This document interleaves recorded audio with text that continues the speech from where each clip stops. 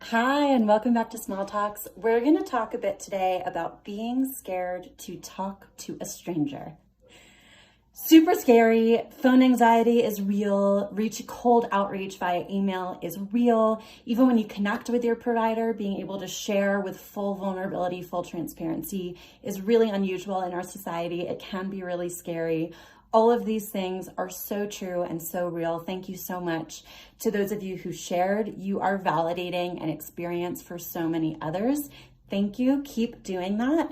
And let's talk about it. So if you're feeling a little bit scared to open up to a stranger, very normal. You may love or hate that I say this, but going to therapy, going to coaching is a fantastic outlet for you to practice. And what I mean by that is there's going to be various chapters, opportunities, experiences in your life where talking to a stranger comes up. Now, you definitely don't have to disclose your deepest, darkest moments, memories, fears, hopes to anyone and everyone in your life. But if you're at a cocktail hour, at a wedding, and the person who you're there with, if you're there with someone, sees someone that they know and they walk off and you're on your own. Now, you might want to have flexed or practiced some of the muscles of, what is it like? What does it feel like? What is the worst that can happen? What is the best that can happen if you open up and if you talk and bridge a new connection with a new unknown human? Super valuable.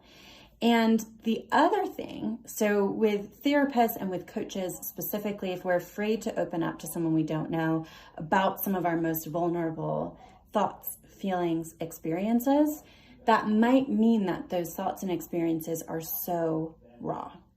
We haven't necessarily opened up to anyone about them, and they may actually be barriers in our intimacy and in our level of connection with other people in our life who we do know, who we want to trust, but who are having a really hard time letting in. So the more that we practice putting a little bit of a flashlight on some of the things that we're most vulnerable about in a space that is explicitly a safe space where there won't be judgment, where there can be a container for better understanding, unpacking, learning what some of these experiences are, what they mean to you, why they're so painful, that can actually give you some room to either not need to share those things with other people in your life. You don't have to share absolutely everything with your romantic partner, your nuclear family, your immediate family, your children, your colleagues.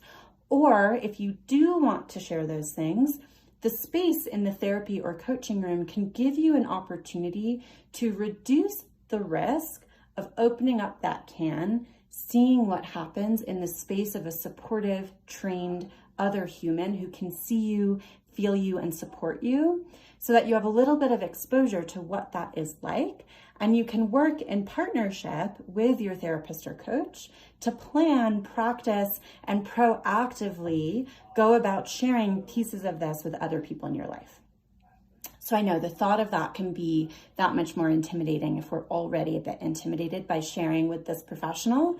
But think of it as chipping away little pieces of the onion. So you're peeling one layer at a time, one layer at a time. And often, if we're really afraid of sharing what's at the core of that with another, we often have not really looked that in the face ourselves.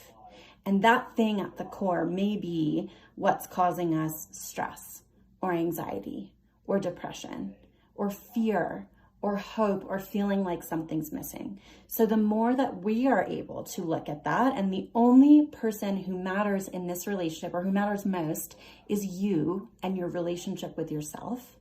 And the more that you build that relationship with yourself and you peel the layers and you look at this and unpack this yourself, you will gain acceptance of these pieces.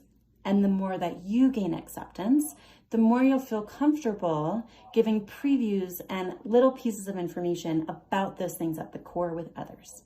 Starting with a therapist or coach, and you can move as slowly and as incrementally as you want to. You can share a little bit and then you can step back into sharing a little bit less, and you can do a little bit of that dance.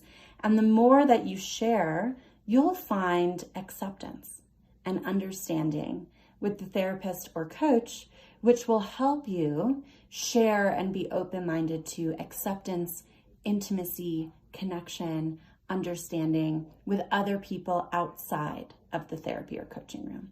So as scary as it is absolutely normal to feel those things. And I encourage you to just dip your toe in, take a little bit of a risk, and cushion yourself with things that can help you feel support, comfort, joy before and after.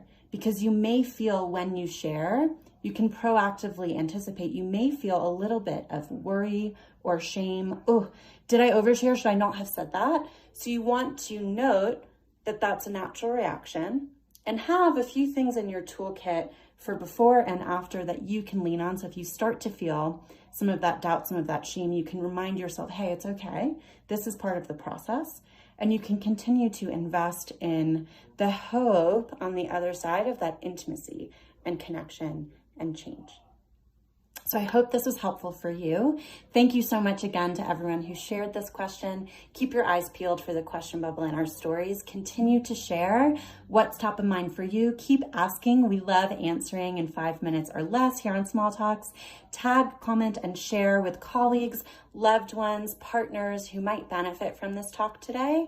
And keep in touch. We'll be back soon with more questions answered in 5 minutes or less. Have a beautiful rest of your day.